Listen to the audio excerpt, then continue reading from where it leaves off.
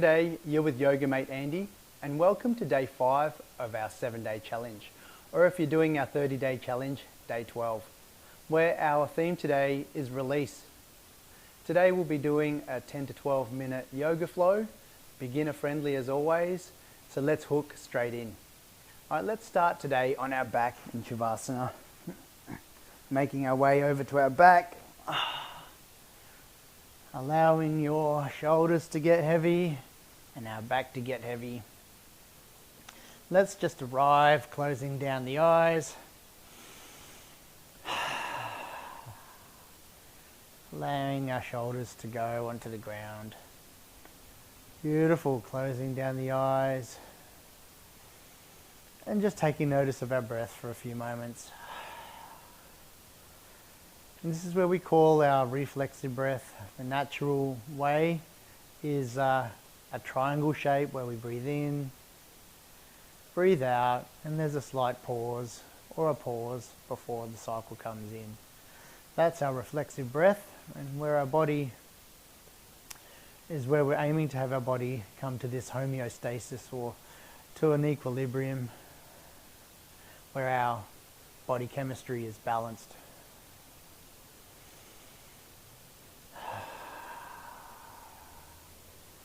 Now from here, taking the knees up, giving yourself a hug.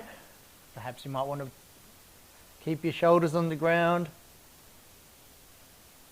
Point your toes, flex your toes, point your toes, flex your toes, and then go around for a sacrum massage, a lower back massage.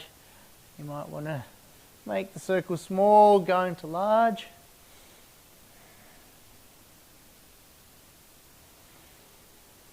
Turning the other way, going from large all the way to small. We're not rushing today. Beautiful. We're giving ourselves some knee hugs from here. We might then take our legs outwards in a circle, feeling for the ball and socket of our hip joint, going around the other way. Coming to some stillness, giving our knees a hug, and then putting our feet down. Alright, today we're going to be then taking our arms out in a T, inhaling our right leg up, and then coming across to our figure 4. Right, our knee will come down. From here, inhale, push up, and then take our knee, our tailbone about an inch to the right. As we inhale, we're going to now drop that figure 4 knee to see if we can bring our foot to the ground in our figure 4 supine twist. So adding on a couple of different twists here, you might want to challenge yourself and look across to your hand. We're going to stay here for a few breaths. Releasing stuff today, something we don't need. Allowing the exit breath or our exhale to release something we don't need.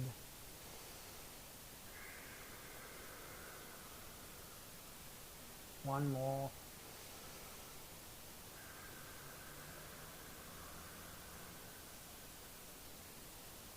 Inhaling our leg back up, taking our gaze forward, adjusting our back. Foot comes down, maybe you might want to give it a hug and a stretch and then let it come down, loosening it off. Beautiful. Alright, let's do this now again for the other side. Inhaling, figure 4. Inhale to move our hips over by about an inch. Inhaling. Exhaling now, foot's looking for terra firma, and then our shoulder's going to come down, looking to the left.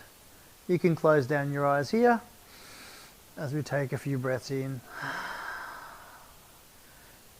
Figure 4, supine twist.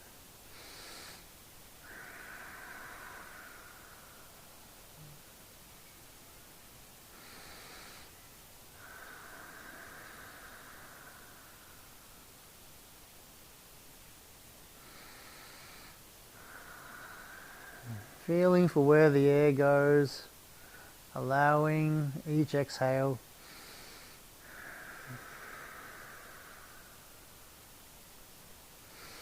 to release something that we don't need today. Inhaling up, squaring away the lower back, straightening that out, bringing our knee in, giving it a quick hug, and then coming down.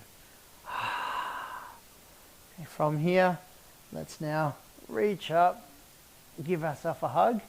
Perhaps we might want to reach through and reach for the outside blades of the foot or the toes. Inhaling to set, shoulders on the ground, and coming into our happy baby. Our toes can be flexed, shoulder blades on the ground, and then you can do any other intuitive movements that you feel are comfortable for you. I'm just stretching my legs out one at a time today, making sure that my shoulders are on the ground. Perhaps you might want to rock for a moment. And then from here, I'm going to bring my knees in and then rock and roll up to tabletop. Come over the top. You could find your way to tabletop any way that you like. Legs to the side, crawl up to tabletop. From here, maybe some side cat-cows, making sure that our hands are splayed, shoulder width apart. Intuitive movements. Hey, couple of cat-cows. Tuck your toes. Inhaling, bend the elbows. Reaching forward, dipping the belly, looking forward. Exhaling. Rounding the back, tucking the chin, pushing against our knees. Inhaling. Pushing the ground away. Exhaling. Pulling the belly in. Coming to neutral now. Our right leg is going to be the one that pivots from here. Inhale. And then exhale as we then take our knee out and then come to our side in a gate pose style. And our hand is going to come down underneath the shoulder. You can choose to tuck your toe or you could choose to untuck your toe. And the back foot doesn't need to be 90 degrees. That's just there for support. Our hips are forward. So perhaps you might want to get your hand back here. From here, we're going to now inhale. And then exhale as we bring our leg up. Pull your toes towards you in our supported half moon. Perhaps then you might want to challenge yourself. And then reach up for the sky. Perhaps you might want to challenge and look up to your hands or look forward.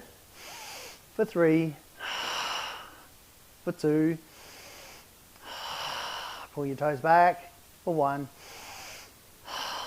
Looking to the ground, locate, pivot around, and just quickly go down into a bit of a child's pose before coming back up to the other side. I'm going to turn around now this way so you can see where my supported half moon is. Looking at my hands again, shoulder width apart, inhaling, and then exhaling as we rotate around to our half moon. So our weight is over our knee. This thing needs to be tucked in again. And we're kind of in our gate pose. Hand comes down as a pillar. It's better and more efficient and less likely to injure yourself if you're stacked over the top of the joint. Shoulders are stacked over the top. Now our legs out. Our back can be here with the chest open. Hips are facing forward. Inhaling, exhaling, pulling the toes back and lifting the leg up. Supported half moon. Perhaps now we want to challenge ourselves. For 3. For 2. For 1. Inhale, look, reach, turn, and then go into your child's pose.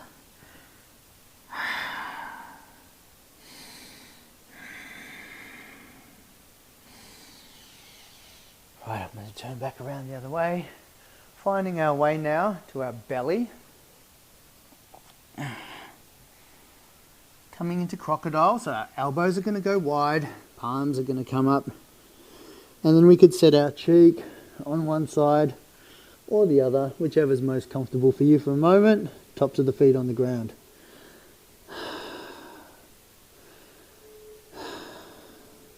From here, adjust your elbows. So then that way we're coming to it through our Sphinx pose. Right, for only for a moment. All right, so you could stay here in Sphinx. Or you could come with me and challenge yourself a little bit more, inhaling. And then exhaling as we push the ground away into seal pose.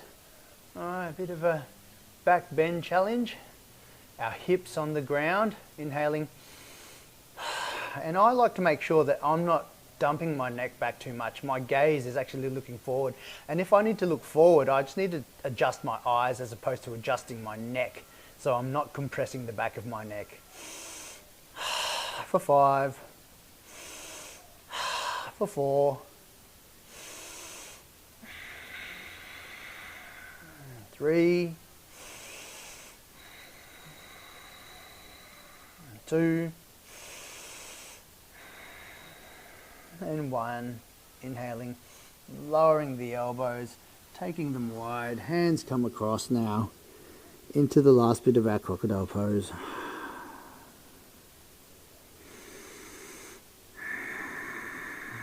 And then making our way up, back to seated position, however is comfortable for you. One hand, swinging the legs around, and then, oh yeah, that's the way, into our cross-leg position. Perhaps if you might want to try and give this a go, doing a half lotus pose. All right, by bringing the thumb up, by the thumb, that's not a thumb, I'm bringing my foot in. All right, hands out, closing down the eyes. Bringing the hands together, letting the practice go. Inhaling for Om. Om.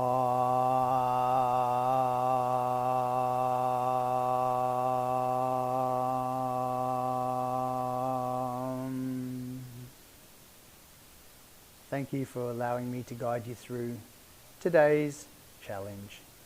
Namaste.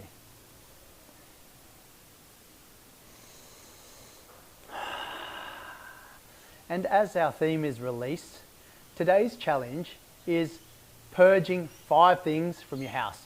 So I challenge you to go to inside the house, have a look what you don't need anymore, and purge 5 things.